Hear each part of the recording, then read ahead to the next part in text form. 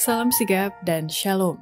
Renungan kita pada hari ini, Sabtu 1 April 2023, berjudul Kasih Karunia Tuhan Cukup Dalam Penganiayaan.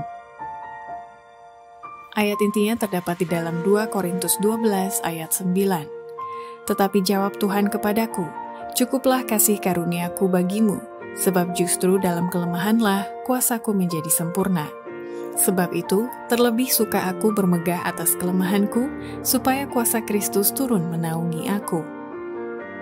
Pena Inspirasi menuliskan yang dimaksud dengan judul renungan kita pagi ini, Kasih Karunia Tuhan Cukup Dalam Penganiayaan, adalah sebuah panggilan kehidupan yang praktis, agar kita bisa senantiasa bersuka cita melewati kesukaran, sebagai faktor yang menunjang kebahagiaan sejati dan sarana untuk memulihkan hubungan kita secara vertikal kepada Tuhan dan horizontal dengan sesama, sebagai berikut. Pertama, kita bisa merasakan kasih karunia Tuhan cukup dalam penganiayaan jika kita melakukan pengorbanan yang sungguh-sungguh dengan segenap hati bagi pelayanan Tuhan. Tuhan menginginkan kita agar menggunakan setiap karunia yang kita miliki, dan jikalau kita melakukannya, kita akan mendapatkan karunia yang lebih besar lagi untuk digunakan. Dia tidak memberkati kita secara ajaib dengan kesanggupan yang kita perlukan, tetapi sementara kita menggunakan apa yang kita miliki, Dia akan bekerja bersama kita untuk menambah dan menguatkan kecakapan kita. Oleh setiap pengorbanan yang sungguh-sungguh dan dengan segenap hati bagi pelayanan Tuhan, kuasa kita akan ditingkatkan. Kedua, kita bisa merasakan kasih karunia Tuhan cukup dalam penganiayaan jika kita bangun menjadi pengkhotbah yang hidup di tengah-tengah kesusahan yang sedang terjadi di zaman akhir. Umat Allah harus menerima amaran dan memahami tanda-tanda zaman. Tanda-tanda kedatangan Kristus terlalu jelas untuk diragukan. Ditinjau dari segi perkara-perkara ini, setiap orang yang mengaku kebenaran seharusnya menjadi pengkhotbah yang hidup-hidup. Allah memanggil semua orang supaya bangun, apakah para pengkhotbah atau awam. Seluruh surga bergerak, lembaran sejarah dunia segera akan ditutup. Kita berada di tengah-tengah kesusahan zaman akhir.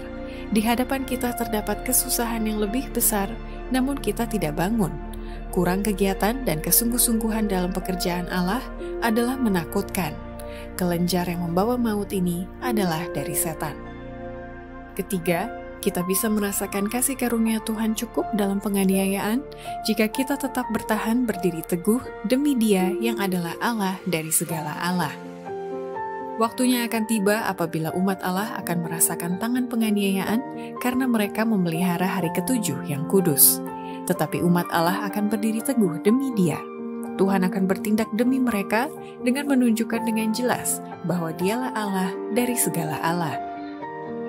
Keempat, kita bisa merasakan kasih karunia Tuhan cukup dalam penganiayaan jika kita tidak berkompromi dengan dosa, sehingga terpelihara agama tabiat yang kudus. Agama yang lazim pada zaman kita sekarang ini bukanlah agama tabiat kudus yang murni yang menandai iman Kristen pada zaman Kristus dan murid-muridnya.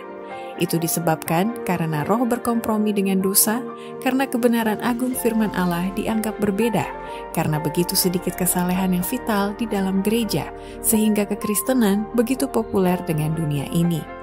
Biarlah diadakan kebangunan iman dan kuasa gereja yang mula-mula, dan semangat penganiayaan akan dibangkitkan, dan api penganiayaan akan dinyalakan kembali. Demikianlah renungan kita pada hari ini, kiranya Tuhan memberkati kita semua.